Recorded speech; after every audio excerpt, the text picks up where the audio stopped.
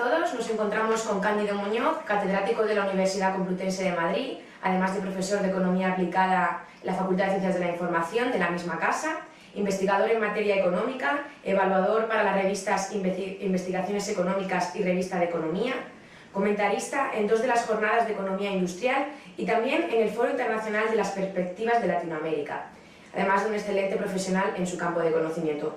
Por todo ello, nos hemos querido poner en contacto con él para conocer su opinión acerca de los PIGS y, en fin, para conversar con él acerca de este tema. Buenos días, Cándido. Buenos días. Si le parece, vamos a comenzar en las cuestiones a tratar.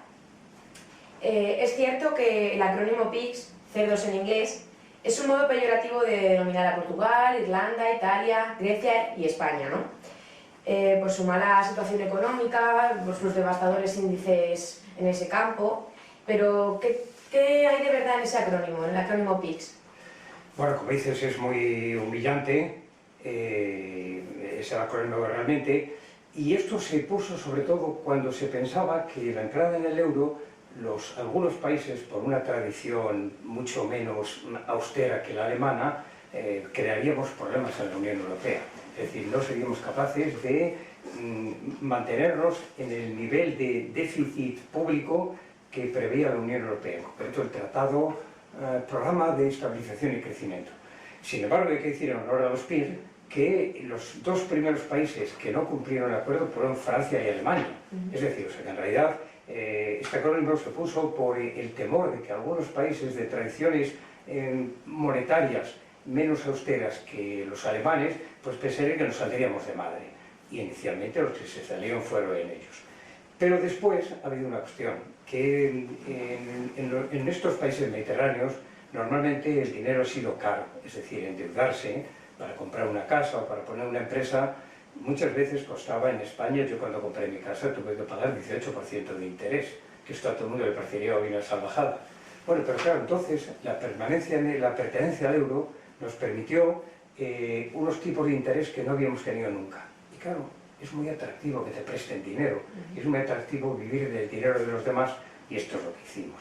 O sea, es decir, la denominación yo creo que no fue acertada, era un poco humillante, pero al final nos salió nuestra vena mediterránea y gastamos mucho dinero de los demás, y de ahí vienen nuestros problemas. Por lo tanto, ¿usted cree que es un término merecido a España? Hombre, es un acrónimo, pero hombre, es un poco ofensivo. Es un poco ofensivo, simplemente que no cabe duda que Alemania es un poco muy distinta de toda Europa. Alemania vivió la hiperinflación después de la Primera Guerra Mundial, y los alemanes pueden oír hablar de lo que sea menos de inflación. Pero hay quienes le recomiendan, venga, a ver si ustedes estiran un poco el dinero y tienen un poco más de inflación, pero no pueden pasar por ahí. Yo creo que en sus genes tienen que esto de que el dinero valga menos es un delito, y por tanto es gente muy austera.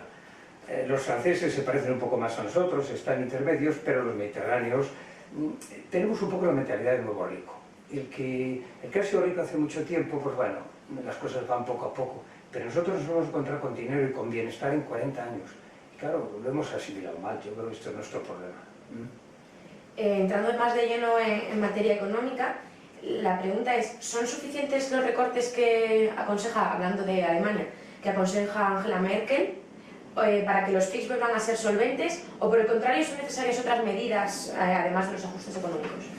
Bueno, vamos a ver, si hacemos los ajustes que Frau Ajuste recomienda, estaremos bien. El problema es que no somos capaces de hacerlo. Grecia no quiere hacerlos, y Grecia creo que se va a salir del euro, y mejor salga antes que no después.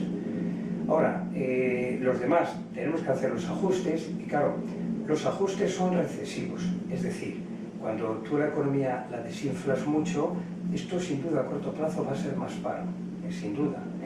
Ahora, es algo inevitable. ¿Cuál es la alternativa? La alternativa es lo que parece querer recomendar el nuevo presidente de Francia, François Hollande, más gasto. Claro, pero si es que nosotros para gastar necesitamos endeudarnos, y ya tenemos una deuda muy grande. Entonces, pedir más préstamo significa pagar más intereses, el 6,5% que estamos pagando estos días. No podemos, es decir, que lamentablemente tenemos que hacer los ajustes, punto número 1. Pero después el problema que tenemos es que estamos en una unión en la que hay países muy productivos como Alemania y otros menos productivos como nosotros. Entonces el segundo problema, que es de largo plazo, tenemos que aumentar nuestra productividad. ¿Cuál es la cuestión? Cuando no estábamos en el euro, una devaluación de la moneda ayudaba a la exportación y un poco reordenaba la economía. Ahora, como no podemos devaluar la moneda, tenemos que devaluar un poco todas nuestras expectativas. Lamentablemente no somos tan ricos como creíamos. Y va a haber aquí reducciones de costes, de salarios y del sector público. El sector público se ha diseñado para un momento de burbuja. Es decir, crecíamos mucho, creíamos que aquello era una situación permanente y no transitoria, se metieron muchos empleados públicos, se gastó mucho, se ha sobredimensionado. ¿Cuál es el problema? Que ahora tenemos que redimensionarlo. Es decir, vamos a pasar unos años un poco duros. Vale, muchas gracias. Según el Premio Nobel de Economía Paul Krugman, el problema de esta situación es la pertenencia al euro de los países. Sí, sin duda. ¿Qué opina al respecto? Que sí. Sin duda, el problema es este. Mira, el problema es el siguiente. El euro ha tenido ciertas ventajas. Es decir, porque, claro, bueno, hay una experiencia que hizo el semanario británico The Economist, que fue, antes del euro, salieron algunas personas a visitar, no me acuerdo si éramos entonces 22 países en la Unión Europea, y solo, no gastando nada, sino cambiando 1000 libras, solo por comisiones de cambio, cuando volvieron a Inglaterra, llevaban la mitad del dinero. Es decir, por lo tanto, el tener una moneda ayuda mucho, es un mercado más transparente, todos sabemos lo que valen las cosas. Vale, eso está bien, y ha tenido efectos benéficos como tipos de interés bajos. Esto es bueno siempre que no hubiéramos abusado tanto. ¿Cuál es el problema? Que no cumple lo que debe ser una unión monetaria en teoría. Hay otro premio Nobel, Robert Mantel, que en el año 1961 escribió un artículo sobre las uniones monetarias, hablando de lo que es Estados Unidos, una unión monetaria. Y lo que, en aquel artículo no hablaba, pero se ha hablado después, lo que hizo Alemania cuando unificó las monedas, una unión monetaria. Bueno, pues ese artículo de Robert Mandel, porque le dieron el premio Nobel en el año 1999, el año que comenzaba el euro, dice que hay ciertas cosas necesarias para una unión monetaria perfecta. Primero, movilidad de factores. Los capitales se mueven bastante bien, pero el trabajo no se mueve, hay problemas idiomáticos, por ejemplo. Flexibilidad de costes y de salarios. También tenemos unas estructuras salariales bastante inflexibles. Y transferencias.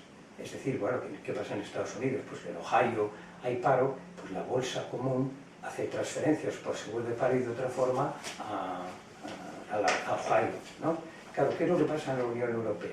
Primero, el Banco Central Europeo no cumple todas las funciones que debe cumplir un banco central, como supervisión bancaria y banco de bancos.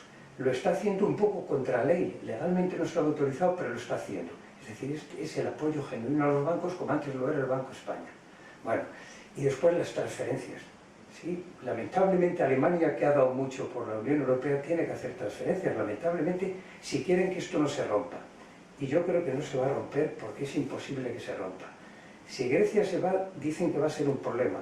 Yo creo que como Grecia es pequeña, el problema va a ser menor y yo creo que se puede superar. Ahora, si se va a España, claro, esta es la cuestión. Cuando yo le debo al banco 10.000 euros, pues tengo un problema. Me quitan mi casa, mi coche, lo que haga falta. Si le debo 10.000 millones de euros al banco, el problema es para el banco. Eso es lo que pasa, que España debe mucho a bancos alemanes, franceses, luego el problema es para el banco. Es decir, que, volviendo a la pregunta, pues sí, realmente los problemas vienen de estar en el euro y de un mal diseño del euro.